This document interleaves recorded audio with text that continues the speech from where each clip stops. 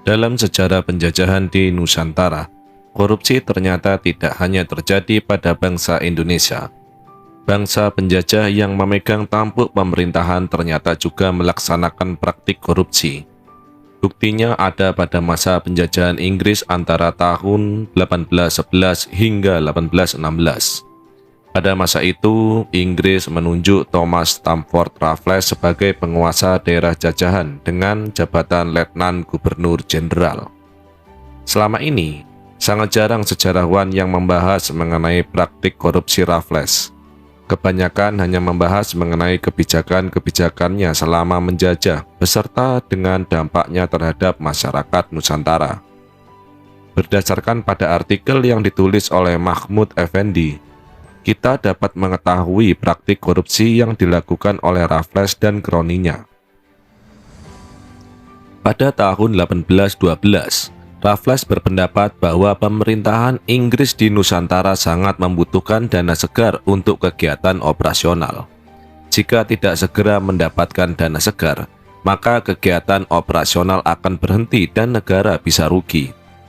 Raffles mengeluarkan ide untuk mengatasi hal tersebut, yaitu dengan melakukan penjualan beberapa tanah pemerintah yang dianggap kurang produktif. Tanah-tanah yang akan dijual itu disebut sebagai tanah persil. Terdapat beberapa tanah persil yang dijadikan target penjualan. Tanah persil tersebut berada di kota Batavia, Surabaya, Semarang, dan beberapa kota lainnya.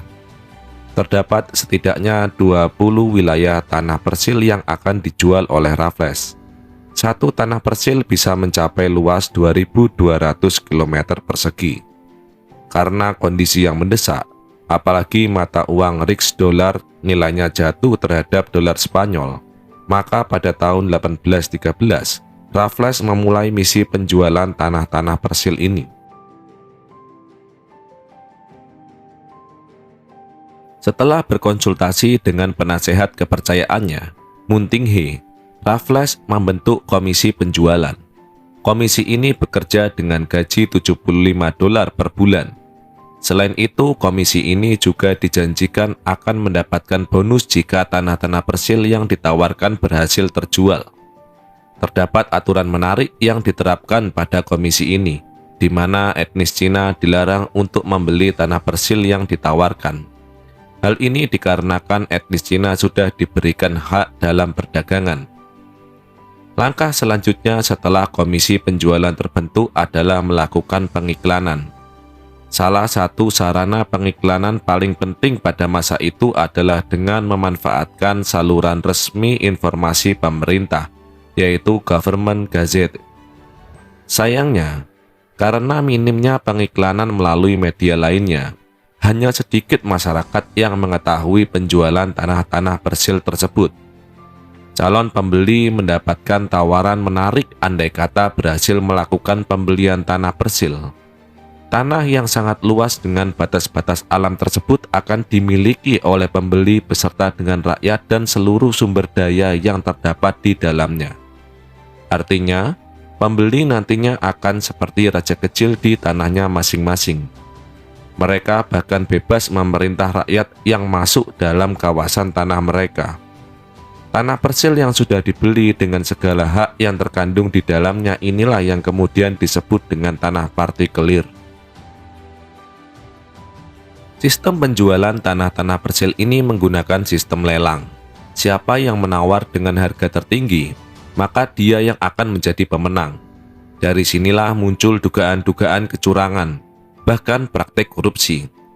Ternyata tanah yang ditawarkan hampir semuanya berhasil dimenangkan, alias dibeli oleh Raffles sendiri beserta dengan kawan-kawan dekatnya. Salah satu kasus yang menjadi dugaan kecurangan adalah ketika Johann Zimmer memberikan penawaran yang lebih tinggi daripada penawaran Muntinghe. Namun ternyata komisi penjualan memenangkan Muntinghe. Seperti yang diketahui, Muntinghe adalah penasehat sekaligus sahabat dekat dari Raffles. Kasus seperti ini juga terjadi pada beberapa penjualan tanah persil lainnya. Bahkan, Raffles sendiri juga memenangkan pembelian dari beberapa tanah persil.